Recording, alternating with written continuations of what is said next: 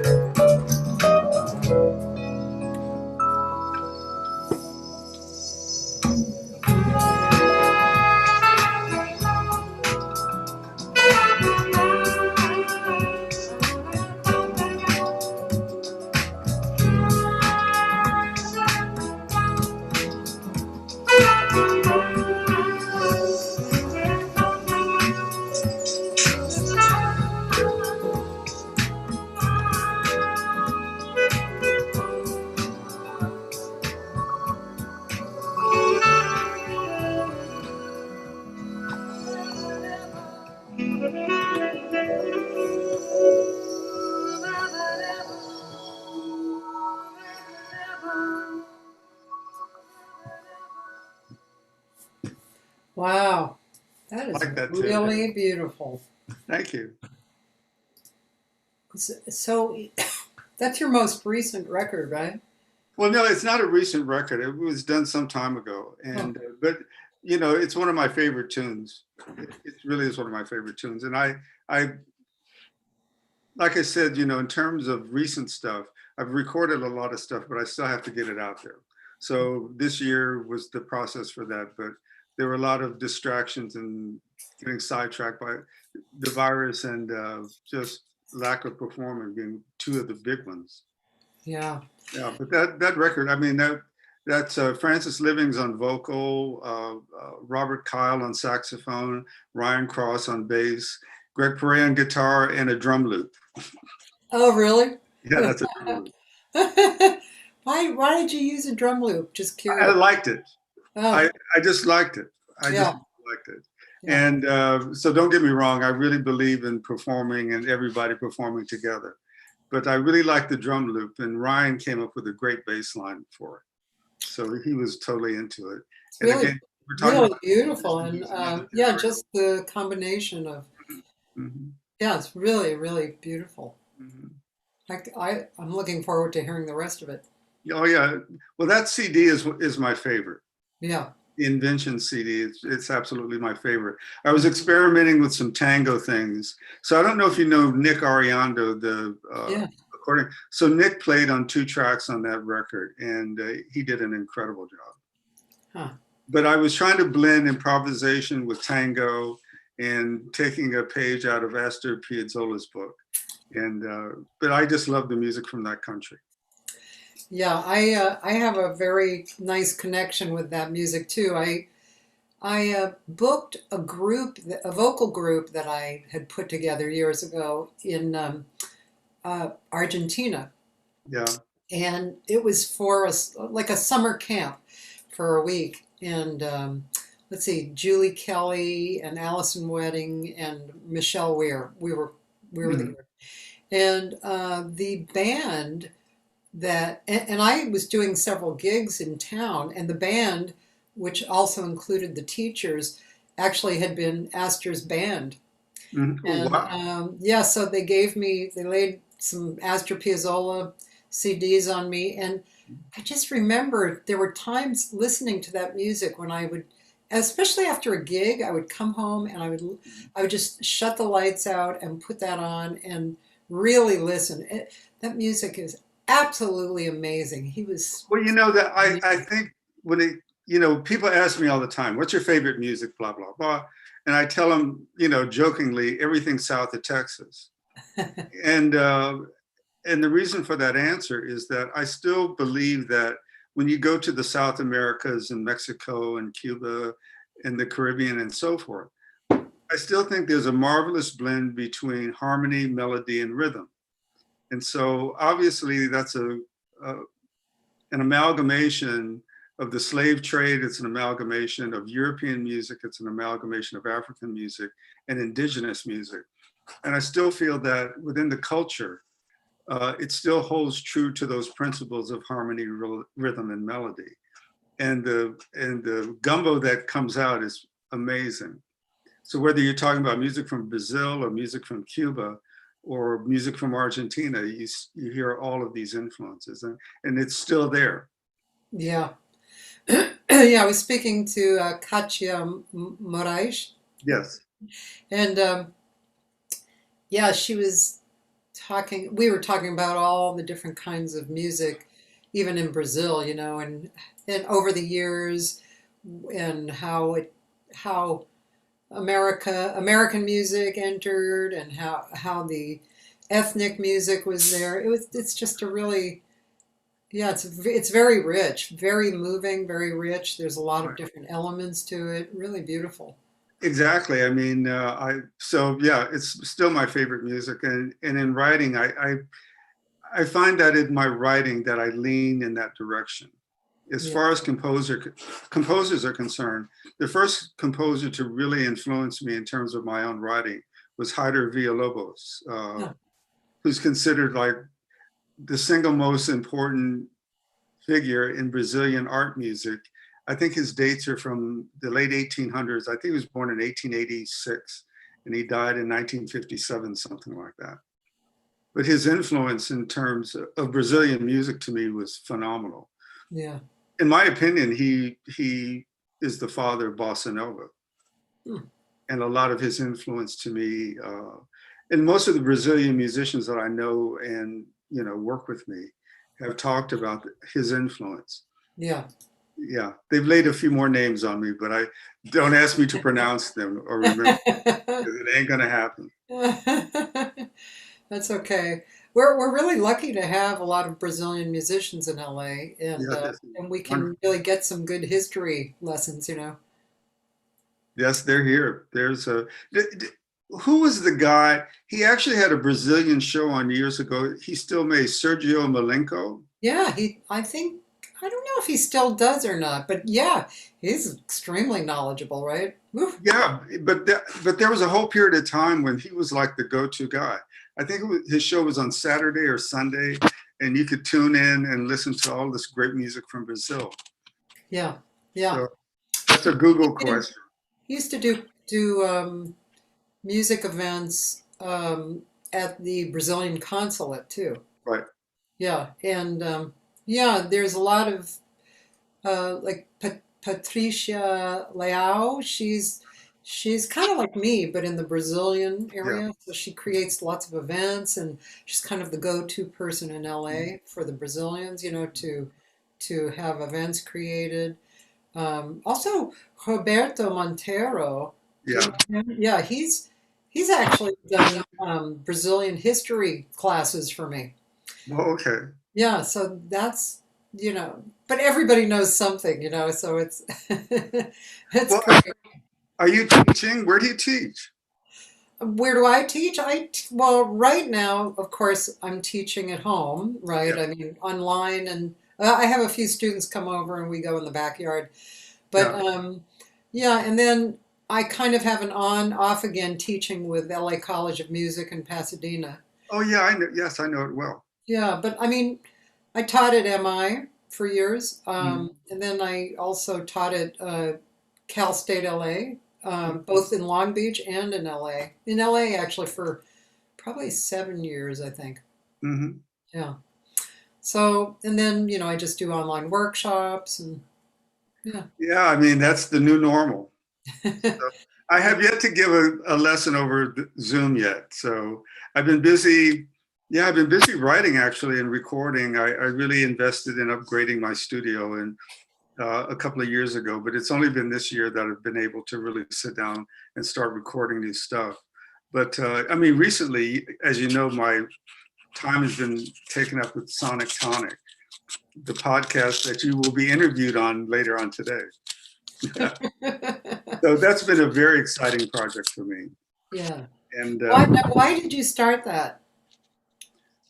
well, for so the backstory for anybody who doesn't know, I'm on the board of uh, a, a foundation called the California Jazz Foundation.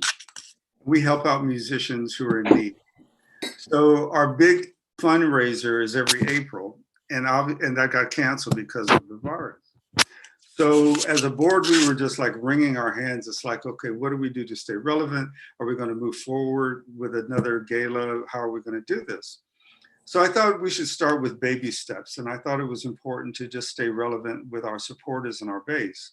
So I thought, why don't I just do a podcast? Because I'm set up to take any audio file, whether someone calls in or it's an MP3 or whatever, or Dropbox, whatever. So I thought a podcast would be a way I could contribute to keeping us relevant. So that's how it came about. Oh, I didn't know that actually. For some reason, I missed Yeah. that. Even though I'm on the advisory board, Yes, you are. but I kind of that passed me by. I knew you were doing it, but I didn't know why you had started it. Yeah, I I mean, think you're in a great position.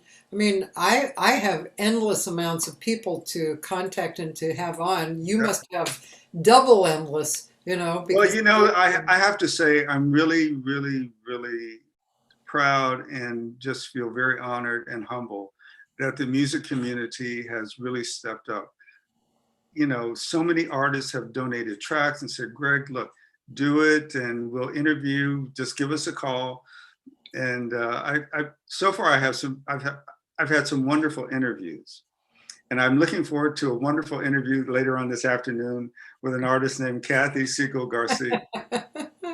well, thank you. I feel honored that you asked me. Thank you. Yeah, yeah. Yesterday I interviewed Kate Dunton, this Yes, young woman who's an amazing pianist. yes. I've interviewed Isaias Elpis, who's an amazing musician from Brazil who plays bass with me quite a bit.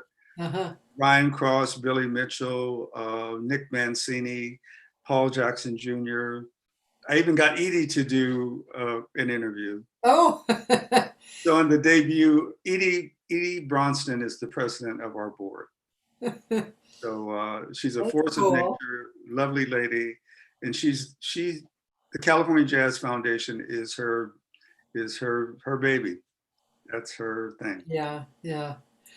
That's great. Well, I'm looking forward to talking with you, in kind of a reverse flow. So, obviously, ladies and gentlemen, this is Greg Poree, and and sorry, I think I misspelled your name somewhere, but I Yes, put a yes. U in, right? I haven't seen that Poree. yeah. I haven't seen that version of it in a very long time. Is it a French? Are you French? Part French? Yes, yes. My dad was Creole, Oh, I see. and the Porés have been around a long time. I found out that it's a family that came from the north of France, and that's the actual spelling of the name. Oh, And they're from the Isle of Jersey and from Normandy. I guess in the north of France. yeah, So yeah. it's an old name. It's been around a long time. So does that mean you're from New Orleans? Well, my dad was. He was born in New Orleans in 1905. Yeah. So he saw the same. He was around for the beginnings of jazz in that city, and he knew the Sidney Bechet family, and he Wow. basically made the same migration that a lot of those jazz musicians made, where they wanted to get out of the South, and So in 1917, he moved up to Chicago. And so he played what? Well, he Or learned to did play he the play? piano, but he never pursued it as a career. Yeah, I see. And it was really great. He had written some songs, and yeah, he had aspirations of being a songwriter and a musician, but he just never pursued it. But it was great because my oldest son, Emil, decided to. He found those songs. I had the original sheet music from I think the 1920s, and Emil recorded them. You know, he just came out of pocket and recorded those songs with the musicians he was working with. So Oh, wow. yeah, That's I cool. was, that touched me a lot. I thought it was great that he did that. Yeah, that's really beautiful. Mhm. So did you grow up here? Basically, yes. I was born in Chicago, and Oh, we moved out here in 1953. So I'm dating myself, and I was 7 years old, and so basically, yeah, I grew up here. yeah. And I know you've been super busy for like pretty much all of your career, but what about the younger years? Were you involved with the music community like from an early age? Or did you start playing guitar at like 8, like a lot of these musicians? No, I really started late, and I started at age 15, Okay. Oh yeah, and man, that's late. yeah, that's late. Especially for the world that I eventually wound up in, where Yeah. you had a lot of musicians who were playing from the time they came out of the womb, or they were like second and third generation musicians. Yes. So once I got into studio work, yeah, I started running into these people who, you know, if a fly flew on the paper, they could read it. Yeah. And so that level of skill, I hadn't reached that yet. But By in the terms, way, Greg, that was a very nice way of saying what we usually say. but you know, the advantage I felt I had, though, in getting into studio work was that there wasn't there was so much music in our household. My dad, as I told you, was he was around at the beginnings of jazz as when it was when the art was being invented. He was around it in New Orleans at that time, and he was very influenced by it. So once we moved out here, there's a large Creole community in California, and he certainly connected with that. And so I would hear all of that music, you know, the good stuff. You know, he knew what the good stuff was. And my mother was very enamored with Count Basie and Duke Ellington and Sarah Vaughan and all of these artists. So I heard all of that music from the swing era, and I heard all the good stuff. And my sister listened to everything else. And we belonged to the Columbia Record Club at the time. And that was So many people I talked to said that. Me too. so that was my sister's thing. So, you know, I was around at the beginning of rock and roll. So we're Yeah, talking about the 50s. yeah. And so I heard everything. But and personally, I had a real affinity for classical music. Late at night, I would turn on and listen to these orchestras play. And I would listen to Bach and Beethoven and Ravel and Porée and all of these people. So, so when I went into studio work, there wasn't much music I really hadn't heard. And but by the time I was 10, and I realized that I had a rich background in terms of listening to different kinds of music. But at age 15, I heard something I had never heard before, and that was a Spanish guitar player playing classical guitar, and I'd never heard anything like that. And from there, I was really hooked. Huh. And so you went to school or you learned how to read? You were taught? Well, the very first music I learned how to play was folk music. The very first song I learned how to play was Skip to Malou. So my sister arranged guitar lessons for both of us with this guy, and he was a folk singer. So that's the very first music I learned how to play. But but my parents could see I was very interested in it. My sister, yeah, she said no. After she said this hurts too much, and I got to cut my fingernails. But my parents saw my interest, and a friend of my sister's was a Raylette, and her husband was a guitar player, jazz guy. His name was Nick Bonney, and he was my first serious guitar teacher. And the advantage that I had with Nick was that not only was he a great jazz player, but he loved classical guitar.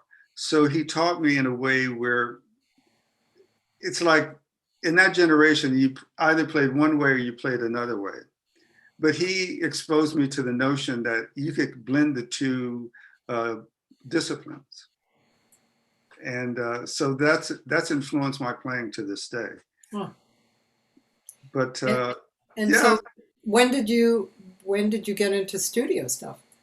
Well, my first break came in 1969, and prior to that, there was a guy here named Henry Grant. Mm-hmm. And Henry, in the 60s, Henry helped a lot of young Black musicians who were trying to break into studio work and just, make a living at it. And you could go to Henry's music store anytime and you'd see Marshall Royal and Jerome Richardson.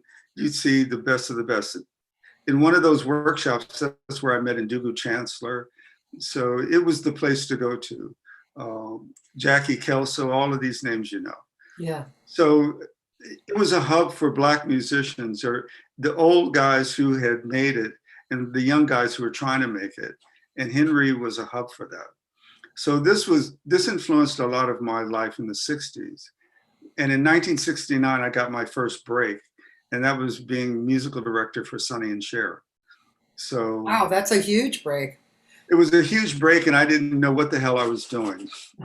Even though intellectually I knew what needed to happen, from a practical standpoint and just an educational standpoint, I didn't have enough training to really be anybody's musical director. So I'll put it this way, it was a very steep learning curve, and I have to thank both of them. They were very tolerant and they were very, very supportive. Wow. So I stayed with them for a year, and then I got fired. But it wasn't on bad terms. It really wasn't. I really, really am grateful for that year that I spent with them. Like I said, they were very supportive. But that's what I meant when I said earlier, I started my career in reverse, where a lot of musicians, they learn their craft and their trade from gig after gig after gig after gig. Yeah. Sadly, I didn't have that. I had good training, but in terms of a break, I didn't, all of a sudden I went from, okay, I'm still in training, to all of a sudden I'm their musical director. Yeah. So I stayed with them for a year, and so I learned quickly. So right after that, then I got a job working for Motown, being Gladys Knight and the Pips musical director. Because, Berry Gordy had moved he had moved his operation out here from Detroit. Yeah. And, I get the feeling he really wanted to be more involved in the motion picture industry. And Diana Ross was, he was putting a lot of energy into making her a movie star. So he turned over the record operations to a woman named Suzanne DePass. And Suzanne's the one who brought me in and hired me. And, I think they viewed me as being perfect for them because they were trying to get their acts more into white clubs, which, there was still that color barrier for musicians in the 60s, where you had what was called the Chitlin circuit and you had the white circuit, and the two were very separate. So, Berry wanted to get his acts into that white circuit. So here I was, a Black guy for a white act. So I was perfect. So he brought me over and my first job there was with Gladys Knight and the Pips. And that was a great job. I'm sure that was great. She's a real sweetheart. She and the Pips, in my opinion, are some of the greatest people on the planet. And they really helped me a lot throughout my career. Just on a friendship level, on a professional level, I owe them a lot. But, so then once I got into Motown, then, I started working with a lot of their acts. So as a producer and arranger and guitarist, and so the rest, as they say, is history. Man, oh man, it's hard to. I hear what you did, and it's really hard for me to imagine, being there and day after day. And I'm sure you had bad times too, but the good times must have been so. Well, I did realize that it was an exciting time. when I was coming along, the idea was to be a studio musician. I would talk to a lot of older musicians, and they wanted to get off of the road, and there wasn't much money, not a lot of benefits. And I think the civil rights laws of the 1960s really enabled a lot of these journeyman Black musicians to teach and start jazz programs. A lot of the programs that we have around the world were started in the 60s by a lot of these Black musicians who, because of the law and segregation, all of a sudden they were able to get jobs at better universities. And so what did they do? They started jazz programs. So I think from that point, jazz became classical music because it was a way of teaching music. Not that it wasn't taught prior to that, but in my opinion, that was a turning point, the 60s. Yeah. So, but still, in terms of the musician population in general, I think that for most of the musicians who were on the road, to find something that was stable was more important. And I think studio work also represented that. So when I was coming up, that was a message I got into my head. You need to be good enough to work in the studios.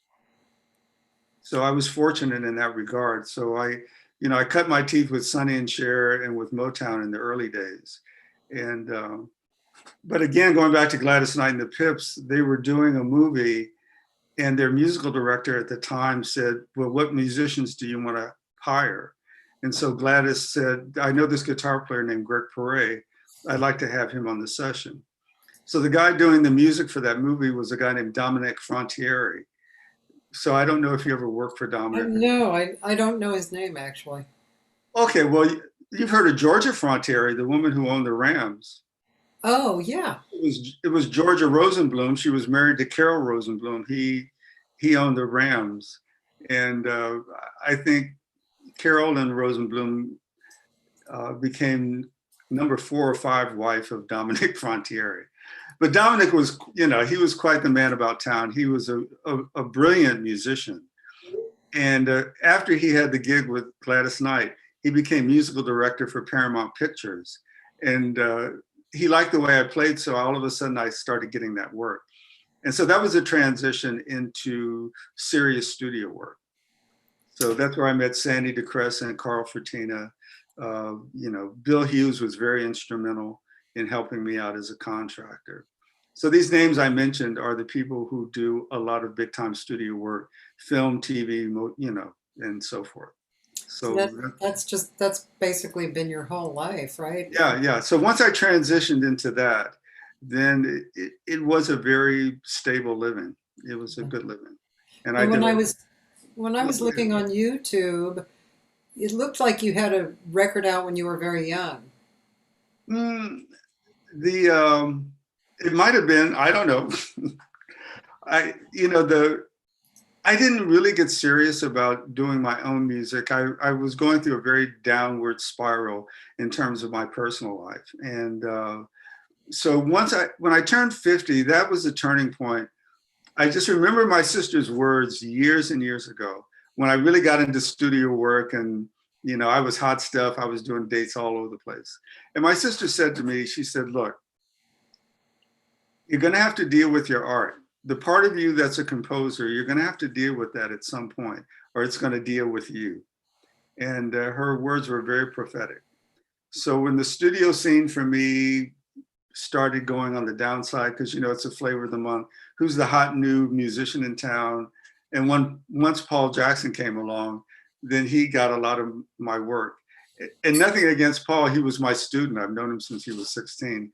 And in fact, he's the first interview I had on the Sonic Tonic podcast.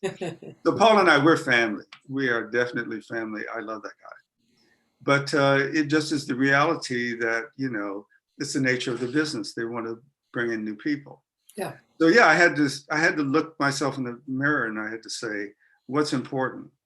So I think, that's when I really started performing out and just deciding to record my own stuff. So at age 50, I mean, we're talking about the mid 90s. So if you saw something on YouTube that was an album, if it was before 1995, then I have no idea what it would have been. Well, we'll look in a minute because we'll play something else. Okay. But yeah, so and then you started you I guess at that time you started getting into some TV shows, musical Yeah. director Well, or Paul and I, we did the music for the Martin Lawrence TV show, and we did that for a season. The guy at the time who was Martin Lawrence's manager brought us in. I knew him through other contacts. So, it's a business of who you know and, yeah. trying to develop those contacts. But I did enjoy that. It was grueling, but I did enjoy doing the music for that. And Paul and I, we had a great time doing it. As you know, he is just a great guitar player. Yeah. And then you moved on to Dancing with the Stars, or was that a little later? Well, Dancing with the Stars, that was in 2005. And again, going back to mentors and people who help you along the way, I went to Cal Arts briefly. That's my alma mater. And I went to Cal Arts when it was still downtown. So that's how long ago that was. Yeah. And one of the teachers there was a guy named Bill Hughes. So I don't know if you ever knew Bill or. I just know his name. Well, Bill was one of my teachers. He taught me calligraphy. He always taught me, look, when you go through those down periods in the music business, you can always make money doing copy work. And that's what he taught me. And when it came to music preparation, Bill was one of the best. So that's where he went after Cal Arts. He went into music contracting and music preparation. So, for a lot of things, he would call me and say, Greg, I think you'd be perfect for this date or that date. And he introduced me to a guy named Harold Wheeler. And Harold and I became friends. And Harold is the guy who became the conductor for Dancing with the Stars. And so those negotiations happened around 2004. And then the orchestra was formed. And the first Dancing with the Stars show was 2005. So I was part of that orchestra. And that was through Bill, who was a contractor for it, and Harold, who was the conductor for it.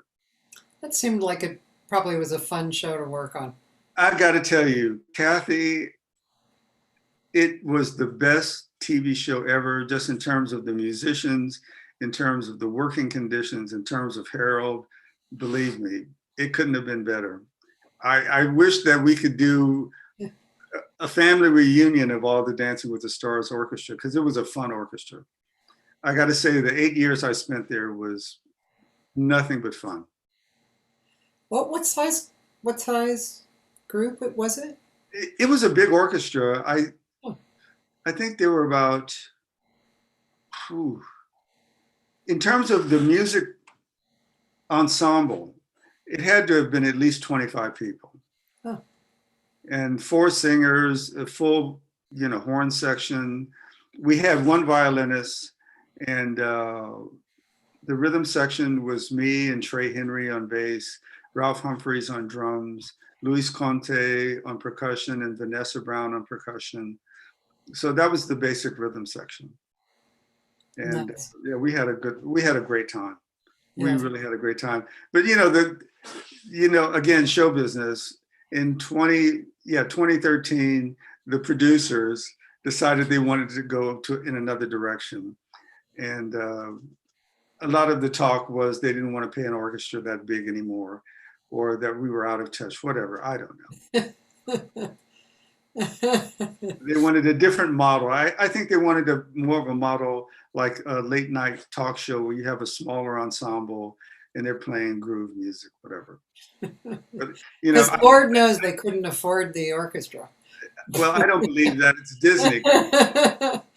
That's a lot God. of money. But I don't know. It's show business, and I learned a long time ago, never look back. That's a good lesson. I try and live for right now. My universe is this interview right now. I agree with you. Nothing like the present. Nothing like the present. Yeah, it really is only about the present, isn't it? It's like It really is. I mean, past is memories and nice or not, and then the future is planning. Yeah. So yeah. Yeah, if you take care of the now, the future will take care of itself. Absolutely. That's one thing I really love about these shows is that I mean I've always felt like this, but it just proves it over and over again that really all you do is you put one foot in front of the other and you keep walking, and then you know and choose as you go, and things happen. Look at your life. Yeah, and that's the thing I love about the performing arts, and this has always been a conflict for me, is that we live in two worlds, and I try and tell my students this. I said, look, when you decide on a musical career, you're dealing with two worlds. One is the recording arts, and the other is the performing arts. In the performing arts, you can't go back. In Yeah, the recording arts, you screw up, you can fix it in Pro Tools or you take another take. So the recording arts are more like the literary arts to me, where if yeah. you're a writer and you screw up a paragraph, you can always go back and change it. Uh, So, but the performing arts and the recording arts are just two different animals. And to me, sadly, most people experience music through the recording arts. And and so that's one of the reasons why this period of time is so sad to me, is because the inability to have performances because of this virus. But wow, that's very well put. yeah, I mean, so I think if you go into the performing arts and that is your heart, you're wired a certain kind of way. And in my case, I didn't realize it until much later in life. But I'm very hooked on the performing arts, and I just, for this part of my life, I really want to try and promote that and put that out there. But the reality is, if you want to make money, you have to be very adept at the recording arts. Just, I can see you've got your whole little home studio set up there. I don't know a musician who doesn't have a home studio with, or Pro Tools or Sibelius or whatever Logic, and they sit and work on their tunes, whatever. But that's the literary arts to me. That's not the performing arts. And I remember talking to a lot of educators, and you probably have run into this. I was talking to friends of mine who were saying that most of the kids who come through, they want to learn how to be producers. And I would say, well, if no one is performing, they won't have much to produce. So, I know they're out there. I mean, I know that there are a lot of young people where performance is that's who they are. So I think that there will come a time when that will be more in the forefront of what it is currently. Yeah. That's some guy who lives here. Yeah, I mean I couldn't agree more. And I personally, when before the COVID, I would go out a lot. I have a friend, Dan Davila, who loves to go out as much as I do, and we would meet somewhere at the Blue Whale or wherever and sit in the front row because I'm not crazy. Sometimes I'll sit back, but I really like sitting in the front because I Yeah, feel like I'm part of the band. exactly. Look, Cathy, I know you're a junkie. I know you love to perform, and I see that light in your eye when you're on stage. So yeah, you're hooked, and I really appreciate that, and I honor that, and I respect that. It's, and I don't put anybody down who has the guts to get up on that stage and perform. Yeah, So they may not be the best in the world or the worst in the world, but to get up there, it takes courage. it does. It does take But it courage. is exhilarating once you're up there. Yeah. Well, I remember the show that you did with Nolan at the Blue Guitar. Boy, that was Oh so. yeah. So That was so who much was fun. playing drums on that? Oh, it was Was he plays with Jeff Goldblum. Ken, no, oh Kenny Elliott. yeah, right, Kenny Elliott. Yeah, Kenny, great Yeah, guy.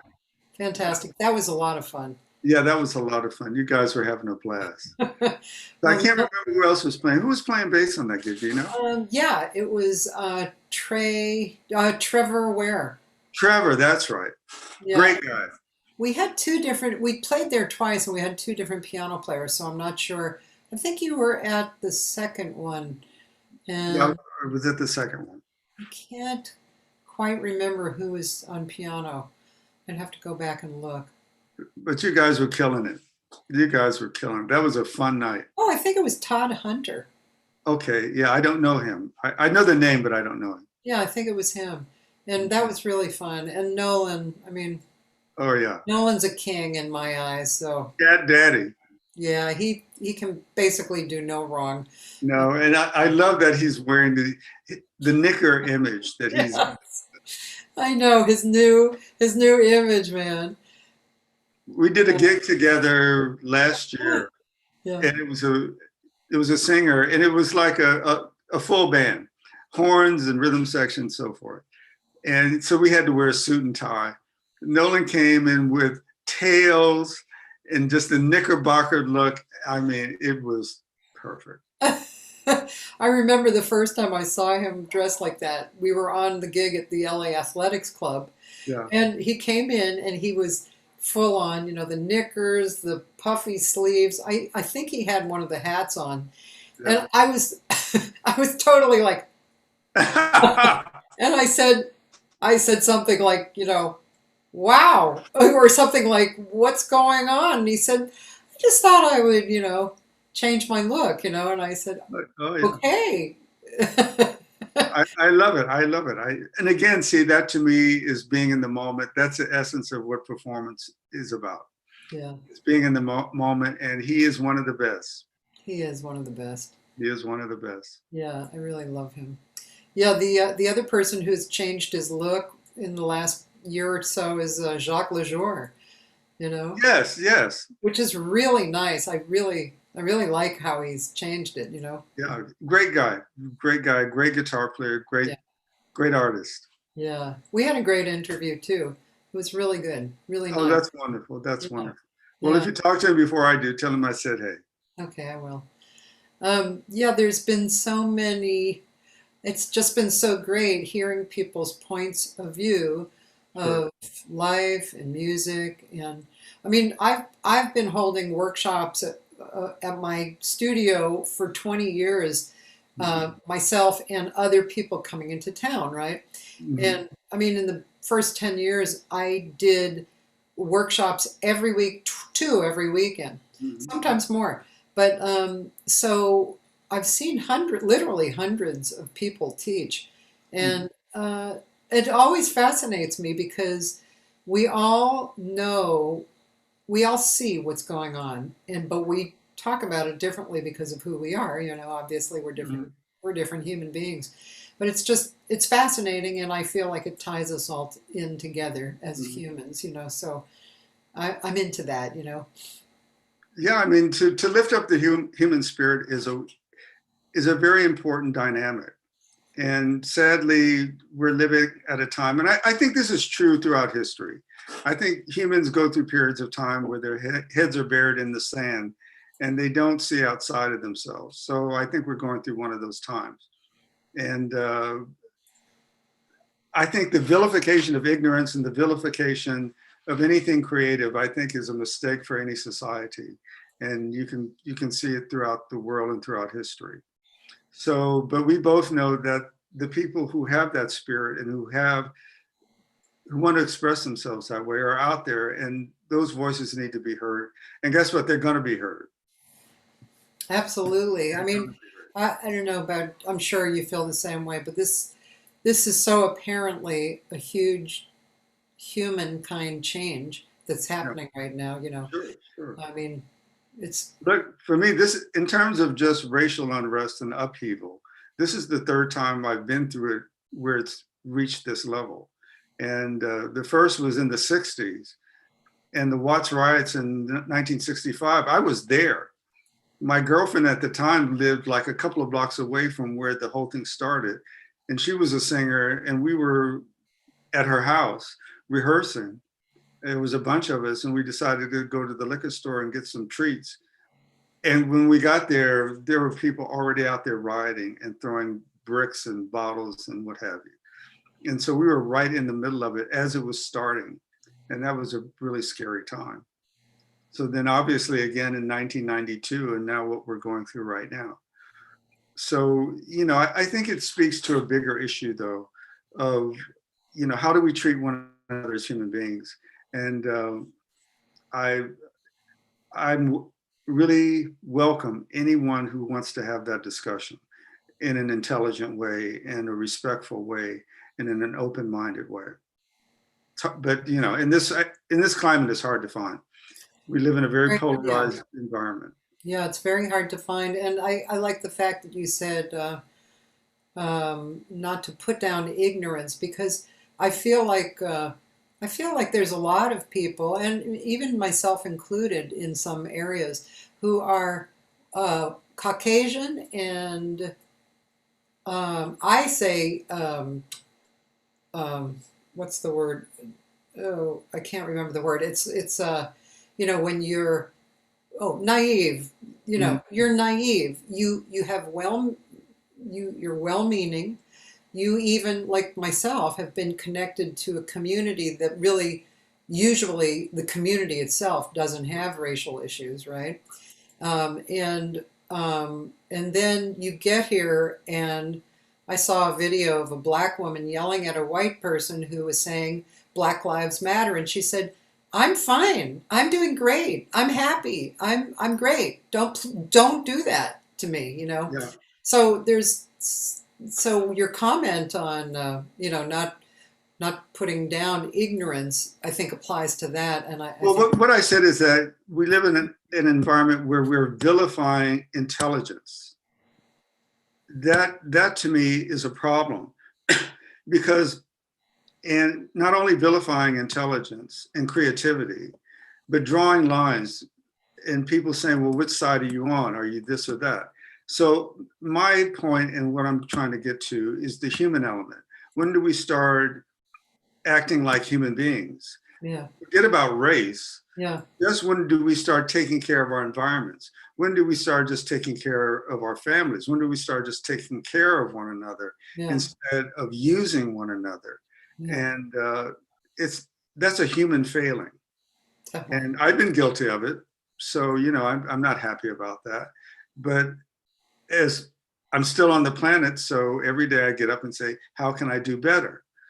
But that means I have to be open-minded about someone else's point of view. I have to be open-minded about someone expressing their point of view, whether I agree with it or not. But if I come into the world with the attitude that I'm right and you're wrong, or I'm better than you and I'm going to keep you down, or my success is dependent on your back, no. And that's what I'm talking about. And those hard lines that are being drawn in the sand right now, it never ends well, and it's not going to end well. Yeah. I just hope that the rest of us don't get taken down while everyone goes through this insanity. Yeah, yeah.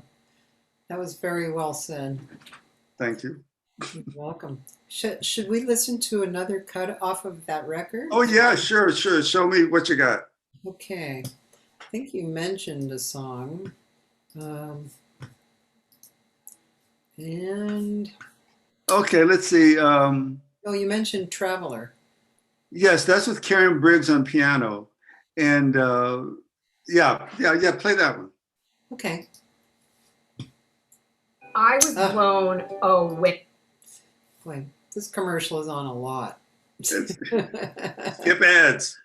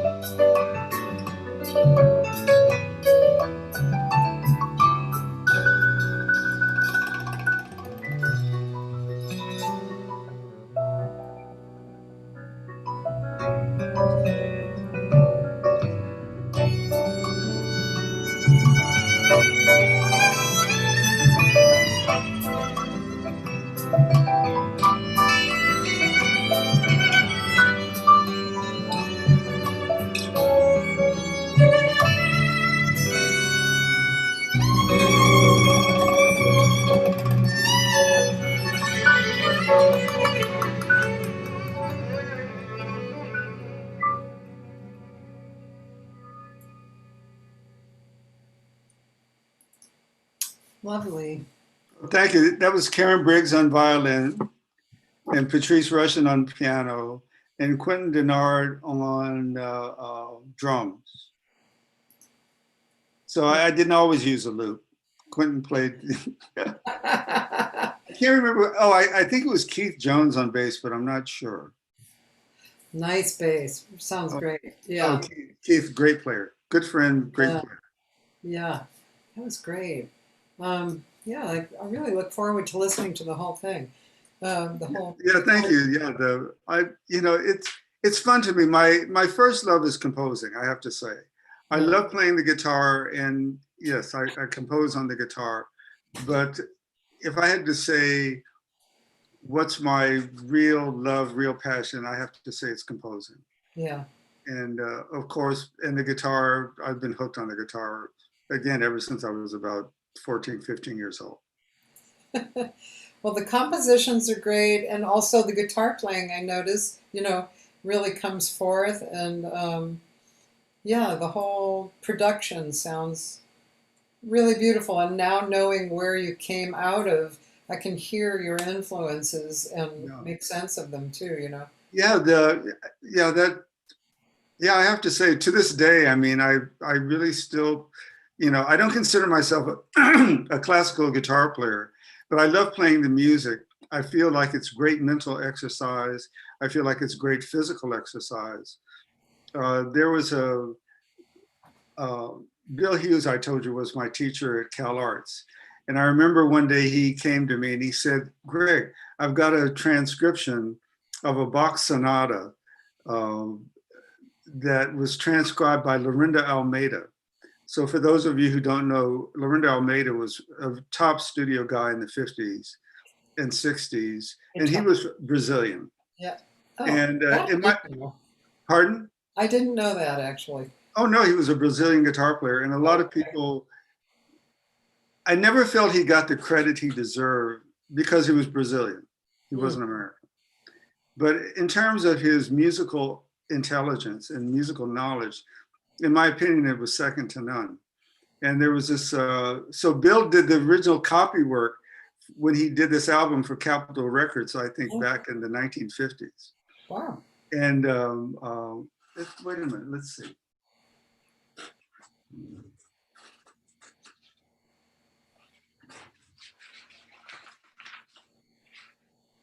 No, it was from March 20th of 1970. And that was the original score that he did. And Bill had the transcription. Oh my gosh. How cool. So before I die, I want to record it. It is hard as hell to play, but it's like my yoga. It's like it makes me extremely humble. It puts me in my place. It's like, okay, if I can get through this, yeah, I can get through anything. So, oh, that's cool. So in other words, all I'm saying is to warm up and to get into the mood of being serious about playing, I'll pull that out. And then everything else is simple. My own music is a lot easier to play. Anything I'm asked to play is a lot easier to play. It gives me a much better perspective. Huh. Speaking of, did you with my students, I would always say to them, I said, look, don't become so enamored with the fashion of the day, because fashion is temporary, style is forever. And so if you really focus on what is stylish from the standpoint that it lasts forever. When something is a certain style, it lasts forever because it's so well constructed. That goes for furniture, paintings, music, plays, literary works, whatever. If it's well constructed, it will be around for a long time. So that leads me into a question here yes. from Anthony Cucina. He said, Mr. Poree, what kind of advice are you giving students these days on what things to focus on? That does follow where I'm going with all of this. Yeah. I think if you focus on living your life inside out if you focus on being the best you can be, whatever opportunities are out there for you as a young person, you'll be in a much better, you'll be in a much better position to capitalize on them. I'll give you an example. So what I'm talking about is, Sorry. I have to decline it on my computer as well, apparently. yeah, Sorry. in other words, okay, I've been able to work for a very, very long time, but it's because I never got enamored with any particular style of music or Stuck. in any particular kind of music. So I did use style as something that lasts forever. So but in this context, I mean, style is more fashion of the day. Yeah. In other words, when I started with Motown, to play this way was the way to do it. Then things would change. So then to play this way was the way to do it. That's what I meant in saying that I pull out this Bach sonata, because it gives me the strength and the interior strength to play anything. Yeah. In other words, if I can conquer something that is rooted in quality and is rooted in intelligence and is rooted in something that's well constructed, that's going to serve me no matter what situation I find myself in. So to answer your question, as a young person, focus on the things that expand your intelligence, that expand your knowledge, that expand your skills. And then whatever's out there, then the challenges will be a lot less. And Lord knows you're going to have a lot of challenges. I mean, we all do. Yeah, that's so true. Bill Marcus wants to know how your puppy's doing. Oh, she's fine. Hi, Bill. How you doing? Bill, how's your dog doing? Bill Marcus is a wonderful, wonderful bass player for all of you. Amazing musician. I met him through my oldest son, Emil, and I've seen him develop and grow over the years into this incredible, incredible musician and human being. So, Bill, thanks for dialing in. Oh, that's nice. Yeah, before he said, "Hey there, youngsters." He also said, "Lenny and Sarah miss you." Ah, well, yeah, I've been on the planet a long time, so. So, where do you think the music industry is headed right now? That's it. On that one, I am biased because I don't think much of the music industry as an industry.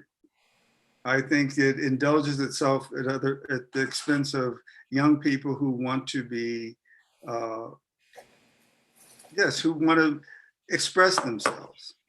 And I think there's much in the industry that exploits that. And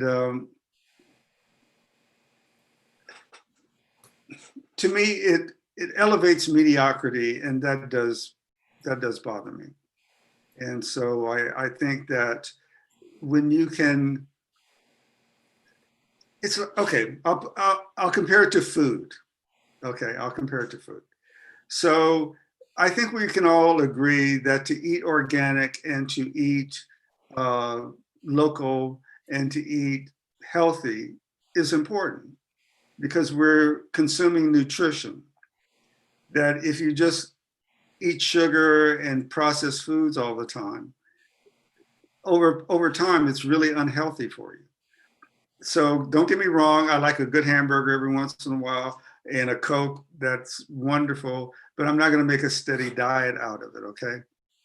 So to me, music is like that. So much of what we experience over the airwaves and over our computers is processed music. So it's not very nutritional. And so to dig for things that are truly intelligent or truly well thought out or very creative, it's a lot more difficult. But the industry sells fast food.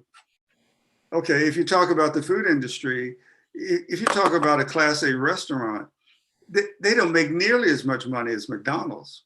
Nothing against McDonald's again. But in terms of just money and commerce, it's what is the lowest common denominator but they sell the public on this is fine and it's okay and it's fine. No, it's processed food. And most of the music that we listen to is processed music. So that's why I encourage people, once musicians are able to perform live again, support live music, because you're going to hear probably a lot better music, and don't be so enamored with pop music or pop culture that's the end all be all. There's a lot of music in this world, and it's just not American pop music or K-pop or whatever. These are fashions. Fashion is temporary. Have you traveled a lot as well? Not a whole lot, really not a whole lot. My touring life was not extensive. I had some, I got a chance to go around the world. There's still places I would love to go. I would love to go to Brazil. I would love to go to Italy. I haven't been there.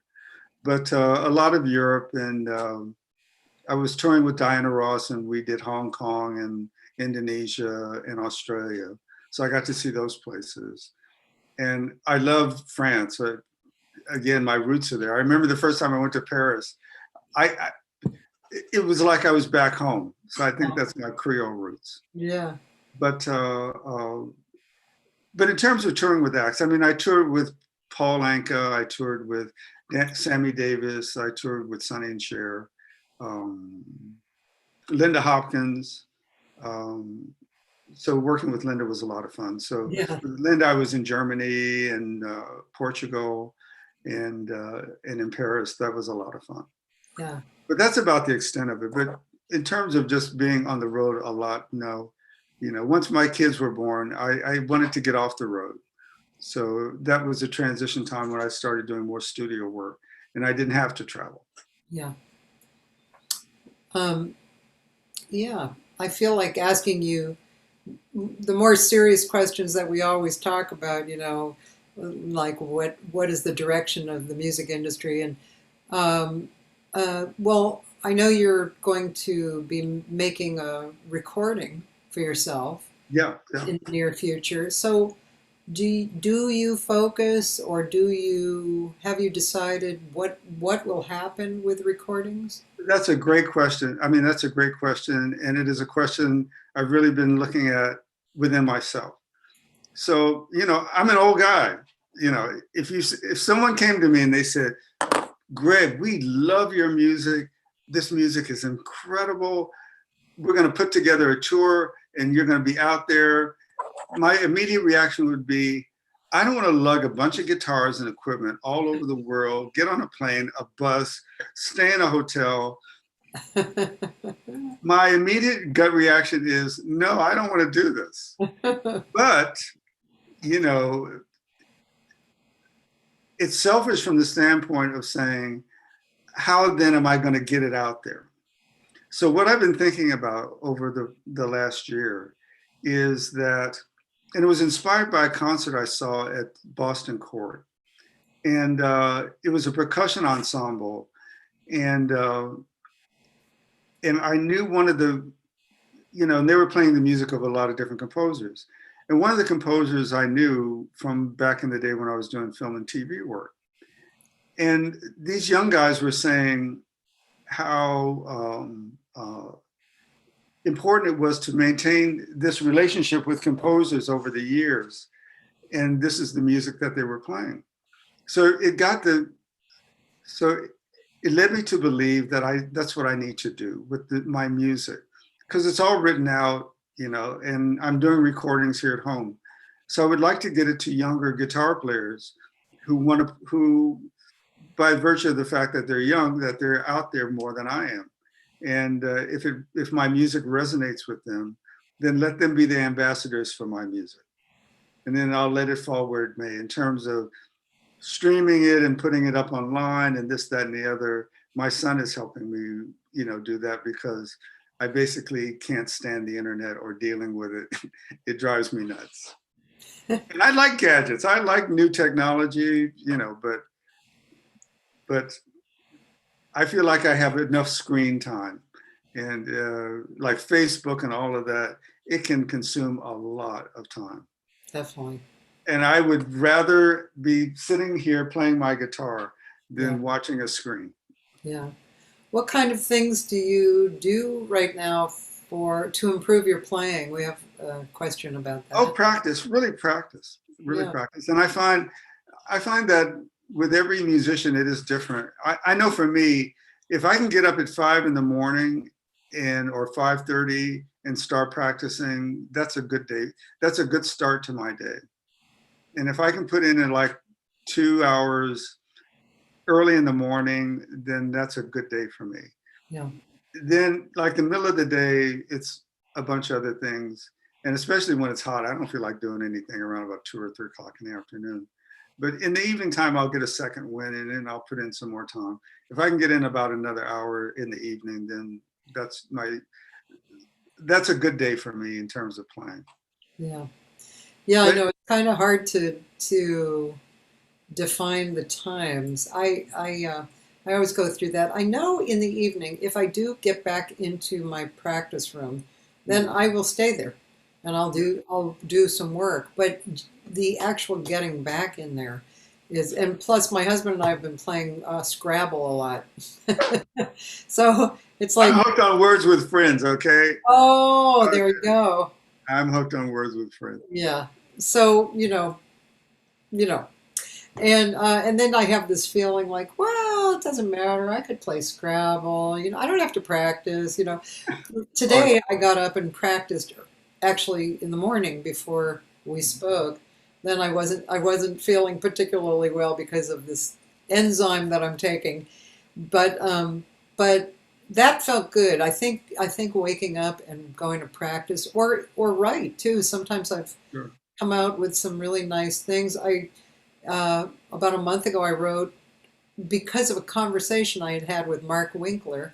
I got up in the morning. My husband wasn't awake. I went into the piano and I wrote a total song for Barry Zweig, Mhm. and I edited it a little later, and that was it. It was done. So I really enjoyed doing that. But that's over the years, I find that early in the morning is the best time for me to play. It really sets the tone for the rest of the day. If I start out the day just doing other things or just errands or just household, whatever, I'm usually in a bad mood by 3 o'clock. Look, Cathy, you understand it. I'm But I sorry, have arthritis, but I I don't missed suffer from it. that. Could you I say said that? I have arthritis. Yes. You have to move it or lose it. Oh, yeah. So Well, I mean, I have arthritis, but I don't suffer from it because every day I just need to play. yeah, So if I play every day, then it doesn't bother me. I don't feel it, but I know I have it. yeah, So yeah. getting older is not for the faint of heart. That is so true. So My father-in-law, this is my second husband, and I've been with him for almost 20 years, but his father was alive for half of that time. mhm. And he was funny. He died when he was 96, so he was That's older when that's a I good knew run. him. Yeah, but he was really funny, and he would say stuff like that all the time. In fact, if I would take him to the doctor, he'd sit in the car and he'd look at me and he'd say, "Do I have to get out?" And I'd say, "Well, probably, yeah," because I don't think the doctor's coming out here. So yeah, No, that's a good run. My dad lived to be 95. So I mean, yeah. he saw all of the 20th century. So he was born in 1905 and he died in 2000. Your dad saw a lot. He saw a lot. He That's saw a lot. amazing. Yeah, that's really beautiful. So I'm hoping I can get close to that. Yeah, I think I'm on a good path. I think there's a good gene pool here. yeah. You know, I wonder how you feel about getting older. And I've talked to several people who are 90, 91, and it's just like talking right now. It's no, but they're musicians, Yeah, and they have a certain perspective. yeah. But again, I think it's the creative mind. Not to put in a plug for creative people, but I am, and I think the essence of a creative mind is to be curious. And you curious. don't have to be an artist professionally. You don't have to be a musician, a painter, a writer. I think it's just to be curious about life and curious about information and just curious really goes a long way in longevity because it keeps your mind active.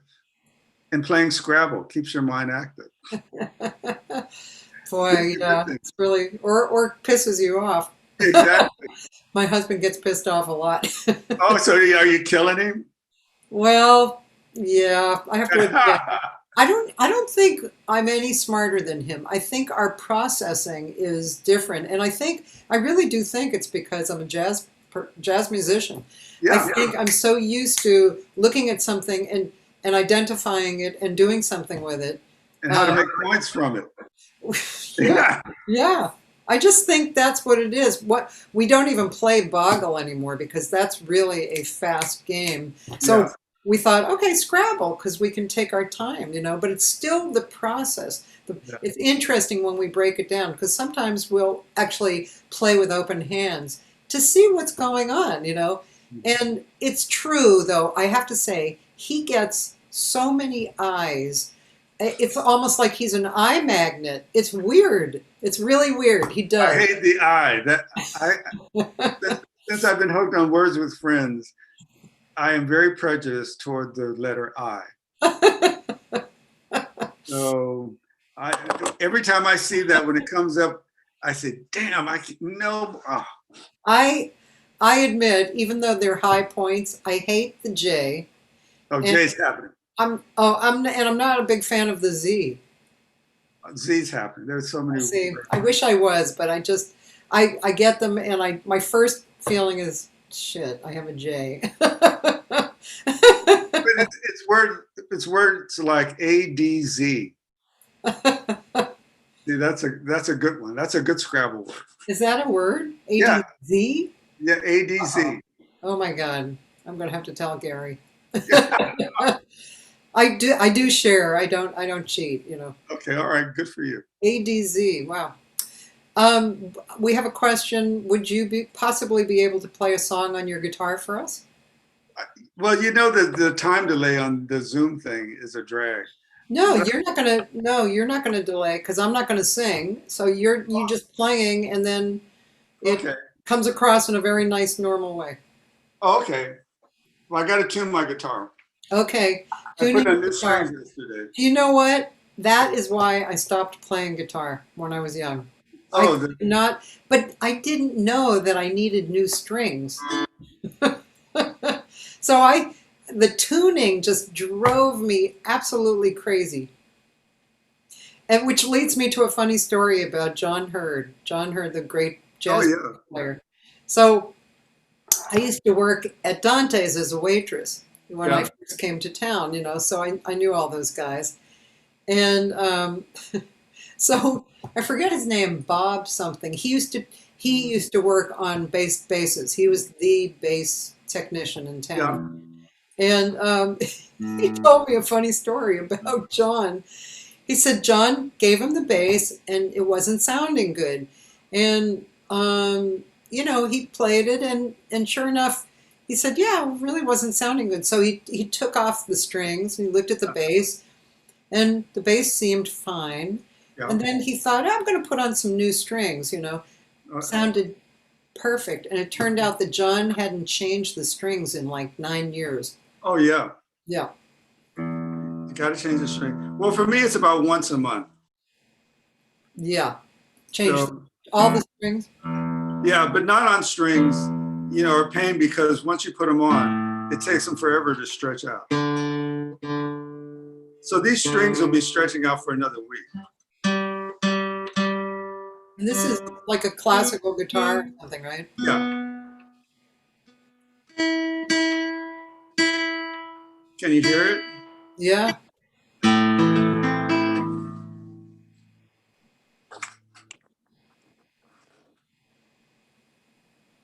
So I'll play a standard. Okay. I'll play a standard.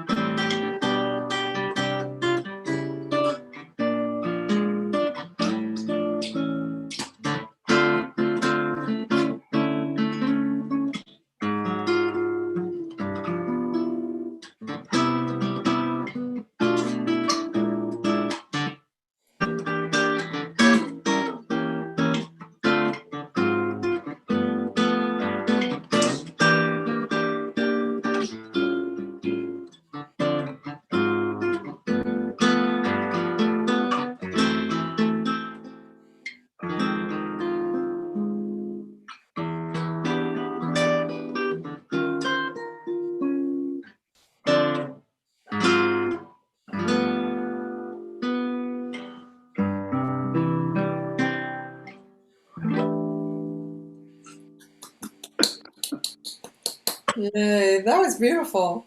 Thank you. Made me want to sing with you. Yes, yes. I love that song. I love that song. I mean, but that's another thing I really enjoy doing is reharmonizing tunes. Yeah.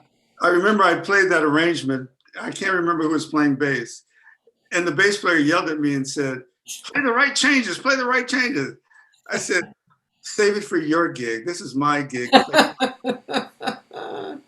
And it was funny because when Isaias, this Brazilian bass player who first came to town, and I had a reharmonization of my favorite things. And he thought that was those were the correct changes. And he went on a gig and the band leader said, you're playing the wrong changes. And he said, no, these are the right changes. I said, no, Isaias, you learned from me. So all the changes are going to be Those were beautiful, though. I heard the, I yeah. heard the, yeah, that was really, really pretty. Yeah. I just thought,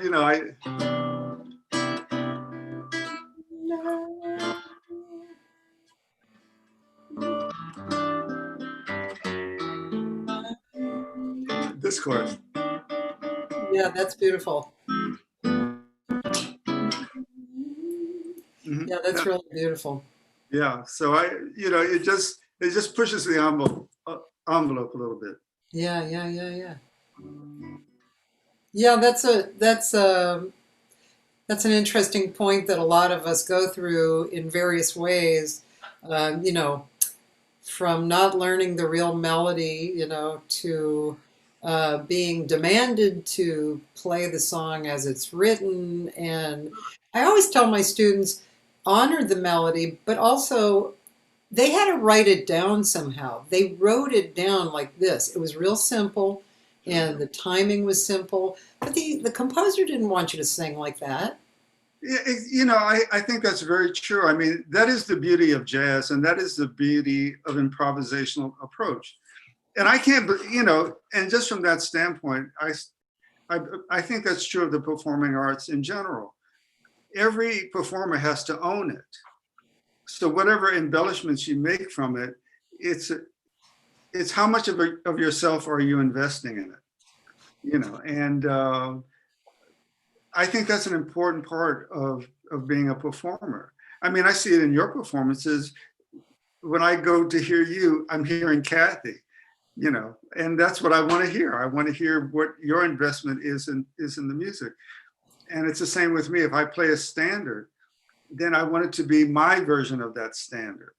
And to me, that is honoring the idea of the composition. That is the greatest form of flattery, to say, God, this tune moves me in a way that I want to do it.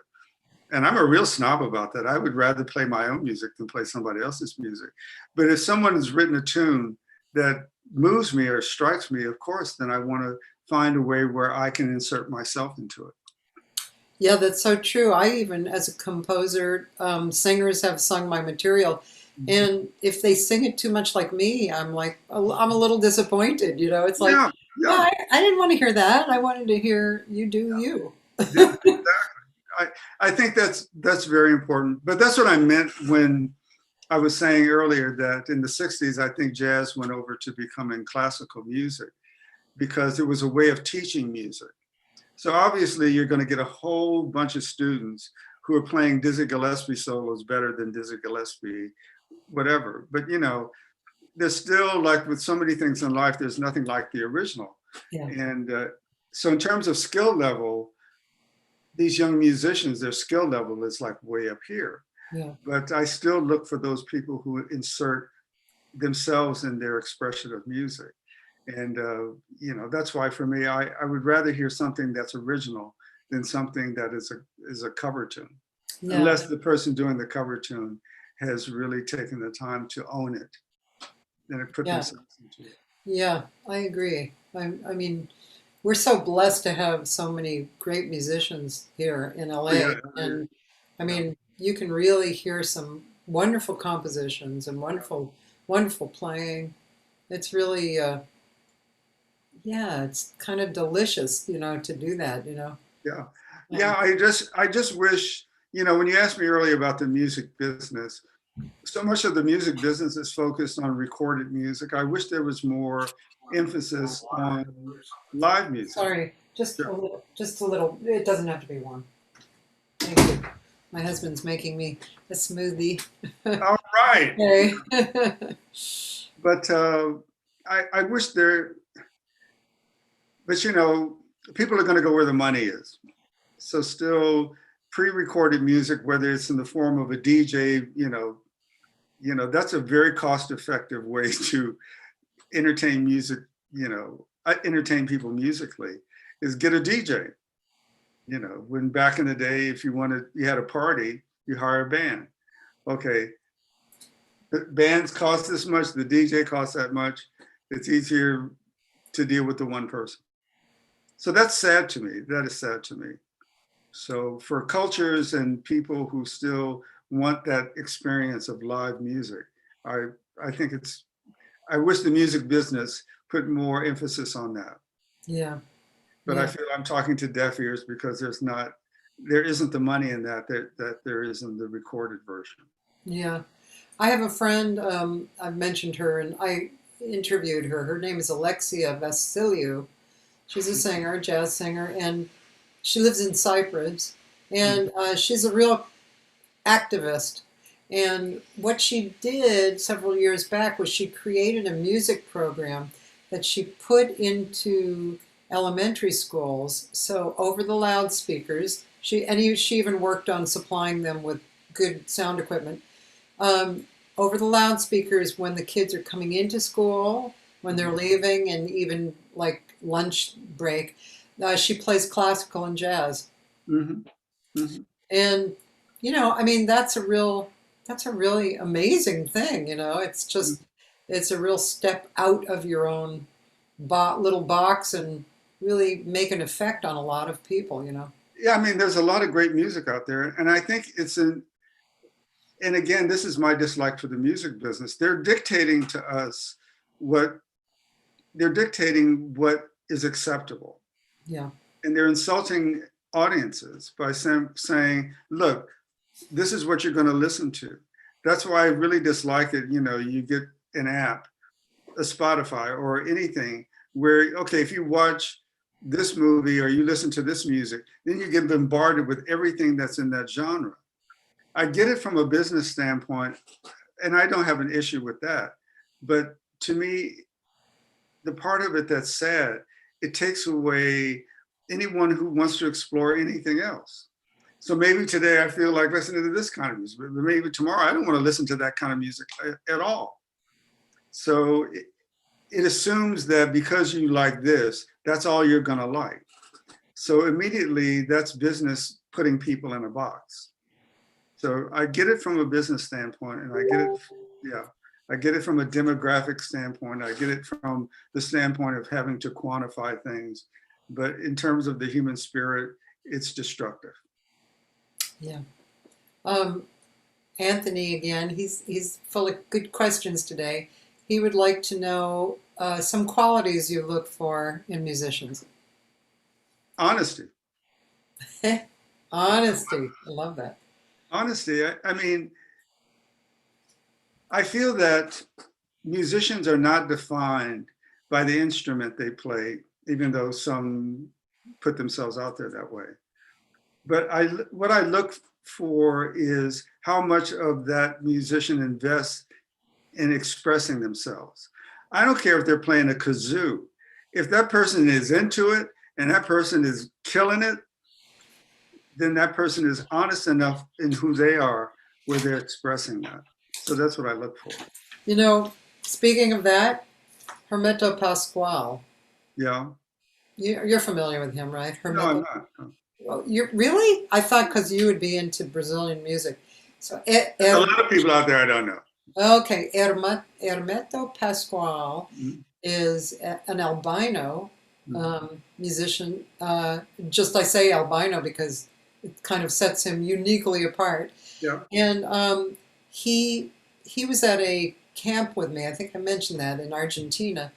And he played everything. Thank you so much, honey. All right. Hey, can you come over here? There's a little more if you want more. Okay, thank you. Oh, that felt good. So watching him in concert was amazing because he would play this, he would play that, you know, he'd play Yeah. anything that was in front of him, he'd play. And of course, you know, this isn't really a great instrument, but him playing it was amazing. And as a matter of fact, there was this class he was teaching that I hurried over after my class. The room was electric. Yeah. In fact, there was an old woman by the front of the stage. I guess she had come along with her daughter or something. She was literally like this at the stage. He was writing on a blackboard. He was just composing a song that he wanted everybody, no matter what instrument, to play with him. Right. And the woman's daughter kept saying, "Mother, come back here, come back here." And she couldn't because she was so electrified, you know, it was really, and then everybody played the song. Mm-hmm. And anyway, you should check him out. Gorgeous composer.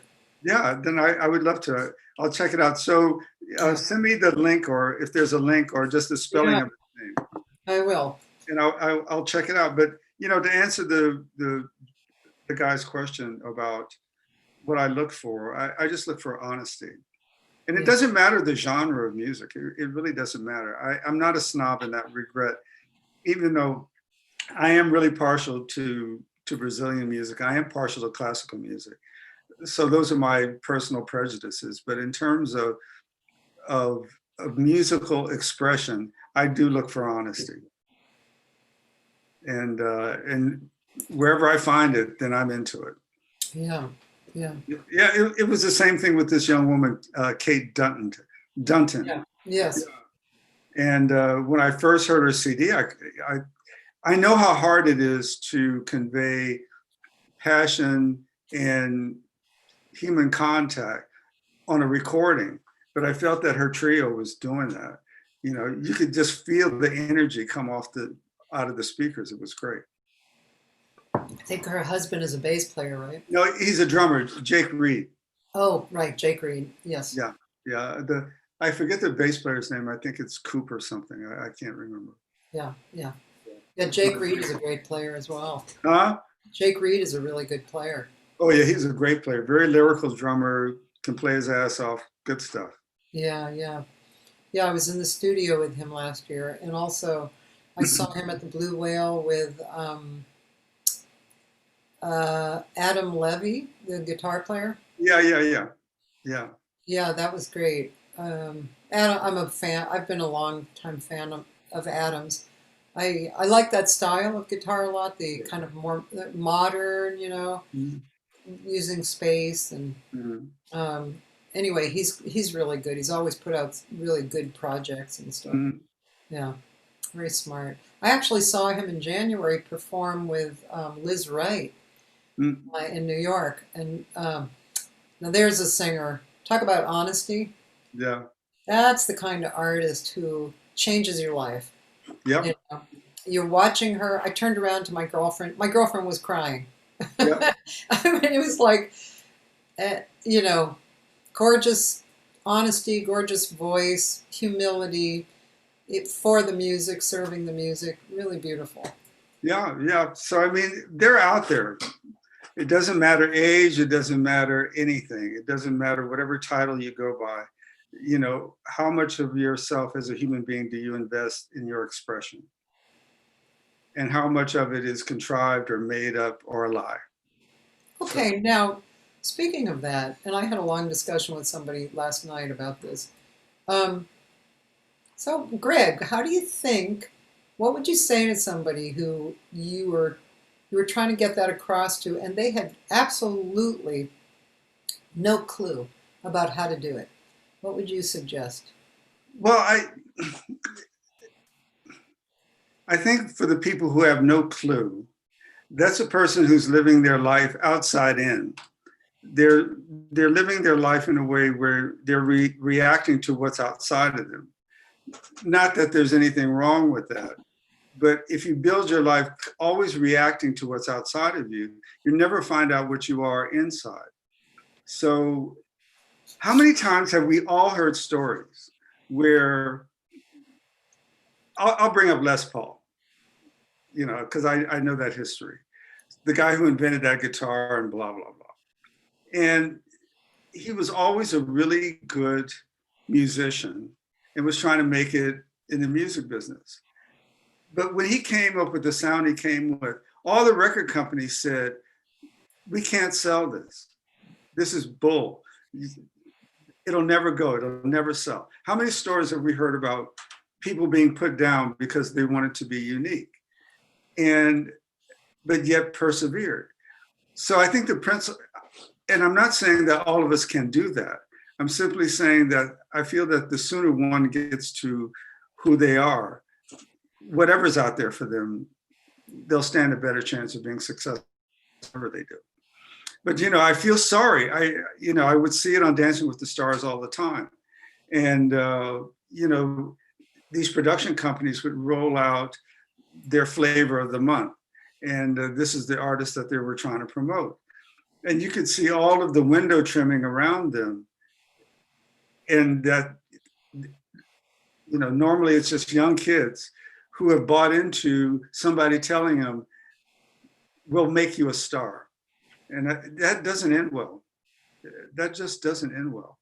And I have seen it so many times, people investing in what they think is the popular thing for the day, or if you will, the fashion of the day, and totally invest in that because they feel that that's the only way they can make it. And I think it's a mistake. And if a person doesn't have a clue, then some people, you know, have to learn the hard way. Yeah, that's very well put. I love your concept of inside out. That's great. Yeah. And somebody living, and that's exactly what the conversation was about last night. Yeah. I was trying to show them that. Yeah, I can't take credit for it. I mean, I feel it was my sister who was a great influence on me and was great in steering me in that direction, because I didn't always listen to it. And I certainly have suffered from doing things in the opposite way. Yeah. So I feel I can speak to it. It just doesn't end well. The Yeah. sooner you get to who you really are, the better. Yeah. Also, I have a personal button on producers who send me, you know, as the vocal teacher or vocal coach, they send me, for instance, a guy who sings country music great, but the producer thinks that he should be a R&B singer. And the See, guy that's the producer. That's the producer's ego. Oh God, that really annoys me. And Yeah. I've been fired off of gigs because I've actually said to the singer, Yeah. honey, this is not really you. You do what you do. Do what you do well. You're really good at this, you know. But Yeah. yeah. See, that's yeah. Don't get me started down that rabbit hole, because I think that there's so much of that is wrapped up in ego, so much of it that's wrapped up in male ego, so much of it that's wrapped up in boys clubs, and so much that's wrapped up in the corporate interference with creativity. I call it corporate creativity. I think that's as much as I admire the film industry, that's a tough industry because it is creativity by committee. And so when you have so many people and so many egos involved in a project, that's rough. That's rough to deal with. And so often the marketing of young talent is predicated not on the talent of the person, but the corporation and their power, and their power. Yeah. And so it really, then the artist becomes a product. Yeah. And if that product no longer makes the money, they're discarded. That's criminal to me. Yeah, it's a very strange setup, isn't it? No, it's not strange. It's been around forever. Well, I know, but I think it's just Pimping has been around forever. Yeah, yeah, Yeah. yeah, yeah. I sometimes I imagine that we would have another planet where artists really were, you know, honored and revered for being the empathetic,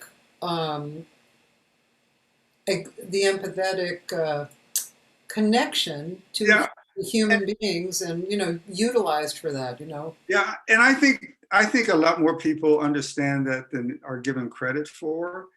Um, but it's a constant fight. The world's not going to change. No.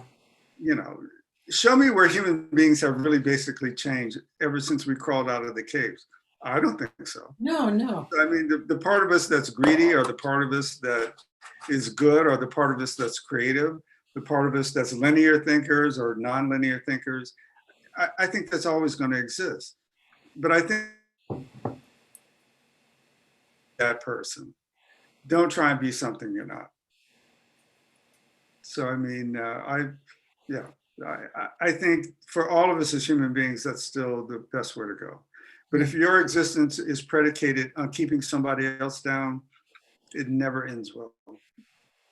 All you have to do is study history. It never ends. And you should know, because you've been so ensconced in, Are you trying to say I'm old? No. I'm trying to say you're experienced. Oh, yeah. Right. Well, I'm both. I'm old and I'm experienced. So. I don't think you're so old, Greg.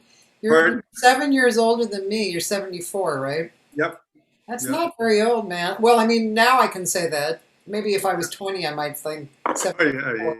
Yeah. It's fine. Health is good. I'm happy. The quarantine thing is a drag. It is a drag, but like I said, I'm getting a lot of practice done, and I'm really excited about the podcast. So we're going to launch next week. I think that's when they're going to air the first one. So, and what kind of platform do you go out on? I'm leaving that up to Chris Dobbs and people who know more about that than I do. When I took this on, I committed. I said, I'll do the podcast, but the promotion and the platform, anything that has to do with this internet distribution, I'm out. Okay. So do you know how many days a week it will be on? Is it one day a week, or? I don't know. I think that's going to depend on how many I can get done. Right now, 2 are completely done, and I've got concepts for 4 more, and I can knock that out in about a week. Okay. So. Yeah, who has a good podcast that's been going for 20 years is Judy Carmichael. Who's that? Judy Carmichael is one of the better stride players alive today. She's adorable. She's somewhere around my age, real beautiful woman.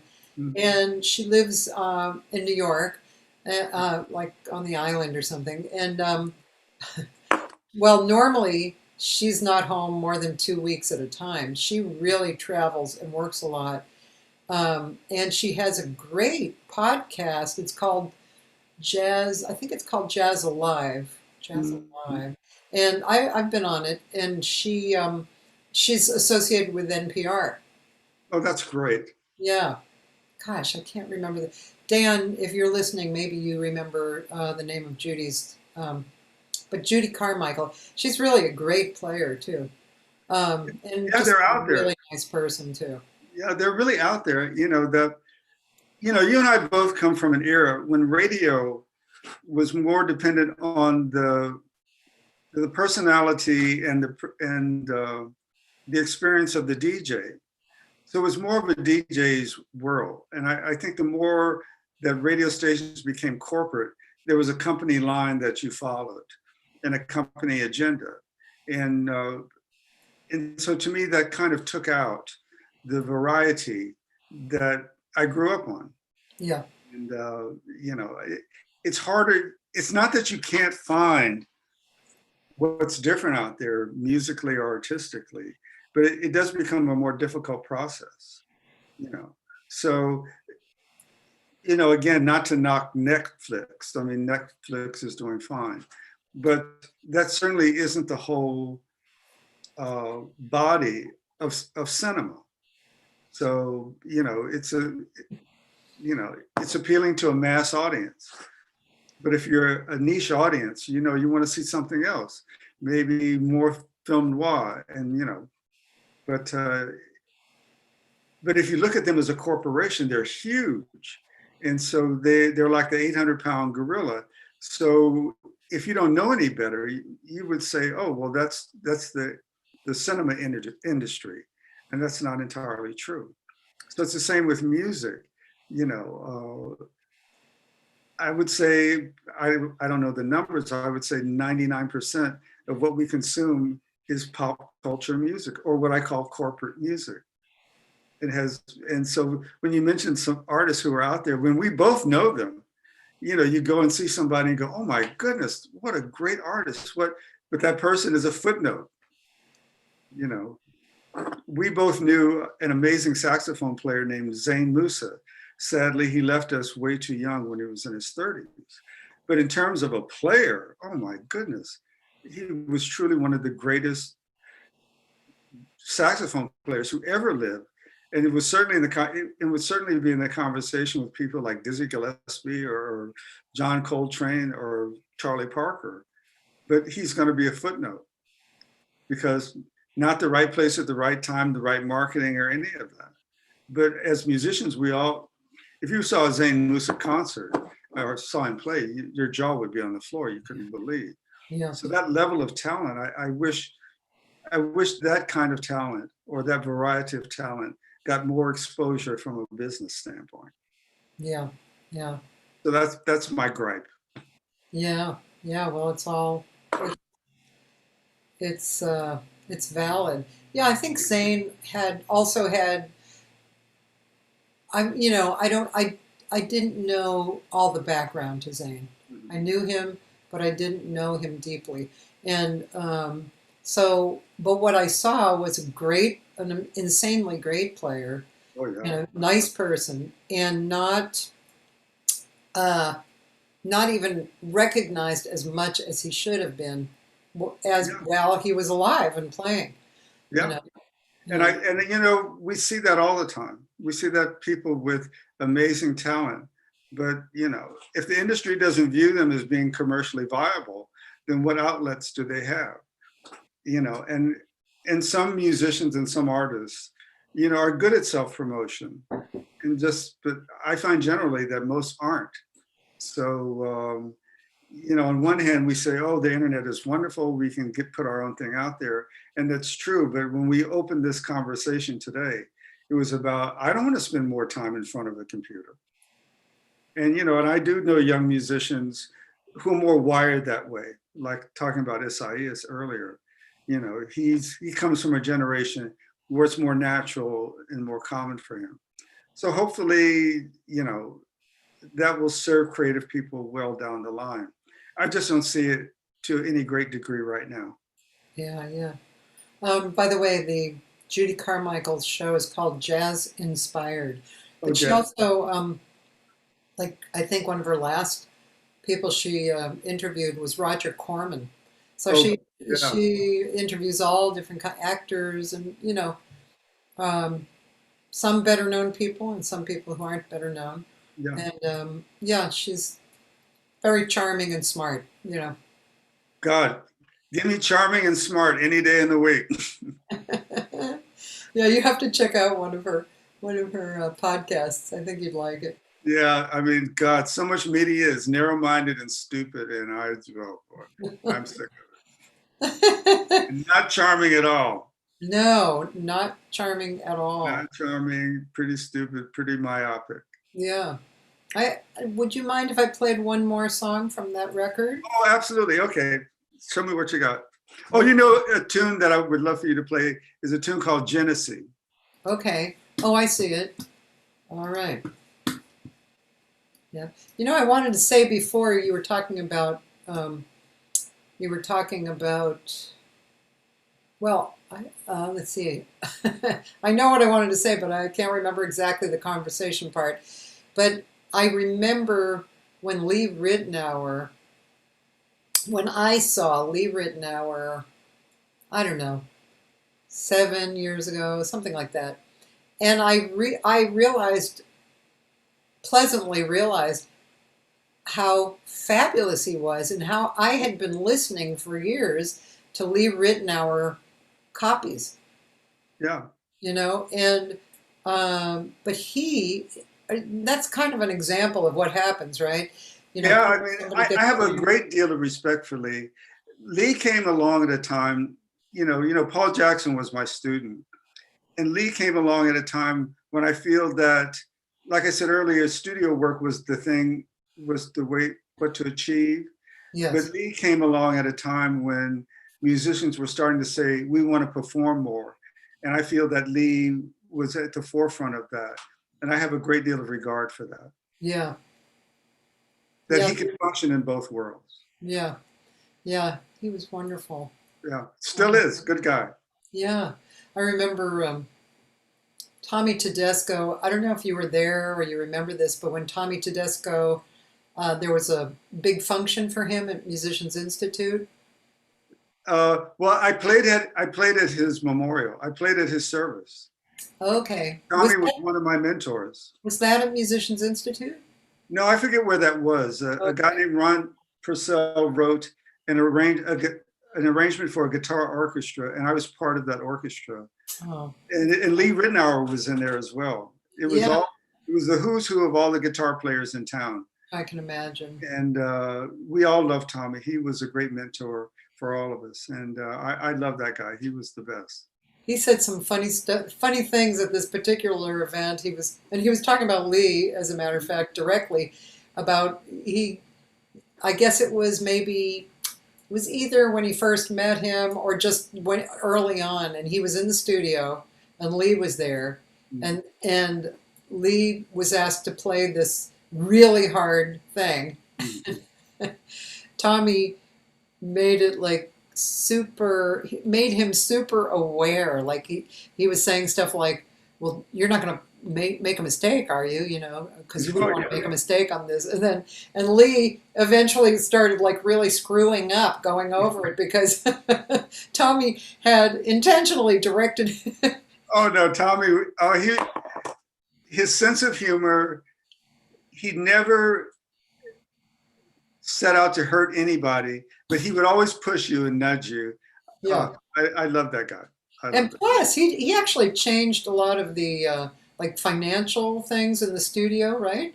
That's Tommy. That's another whole show. In terms of guitar players and musicians and attitudes and business practices and how to be in the studio and just how to be in life, he was second to none in terms of being a shining light. And remember I mentioned that guitar player, Nick Bonney, who was my first serious teacher. Nick and Tommy were buddies. And so as a young kid, a young guitarist learning the craft, I used to hear all the Tommy Tedesco stories. And so when I finally met him, I was scared to death. Because Nick would say, yeah, he takes no prisoners. And yes, oh yeah. He was a great guy. Oh yeah, he would push, Tommy was brilliant at that. I remember doing days, he says, can you play up there? You know how to finger? Oh yeah. But hard to go. So I'll tell you one more Tommy Tedesco story. Okay.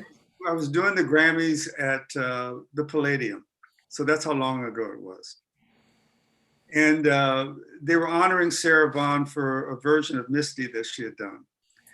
And so she was just doing it with a trio. So we were on a break.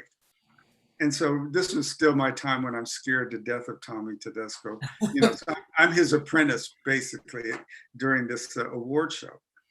And so I still saw him as that, oh my God, I could never, this guy, he's above God, okay? He is the guy. So we're sitting there watching them do the run through with Sarah singing Misty. And she said, and the woman is killing it. And, I'm just sitting there and, I had goosebumps. And I turned to Tommy to say, wow, that's pretty good. He was crying. Oh, wow. And he looked at me and he said, no one can sing like that. And I saw his human side. I saw that humanity. I saw his heart. And it changed how I viewed him from that point on. He was a great guy. That's a nice exactly. story. So yeah, play Genesee. Okay, that's a really nice story. Thank you. Yeah, oh yeah, he's a great guy. I will never forget that. Yeah.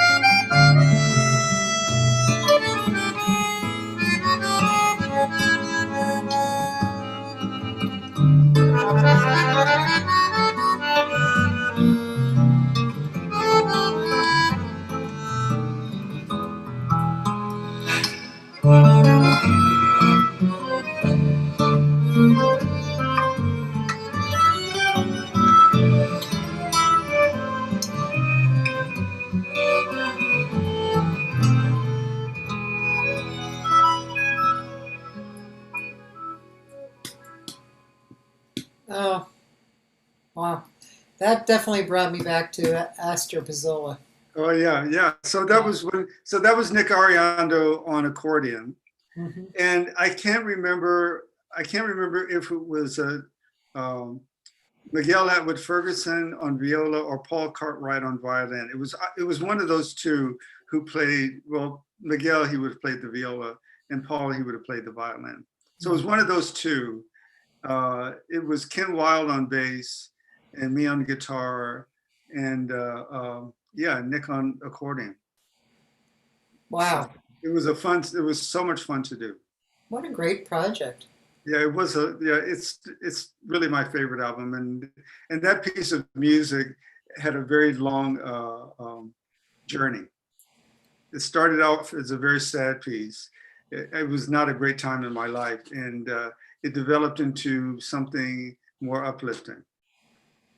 So it's one of those pieces where it was a long time in the making. Yeah. Beautiful. Well, Greg, I'm going to actually end off here. It's been 2 hours, and it's been a really beautiful 2 hours. I want to thank you.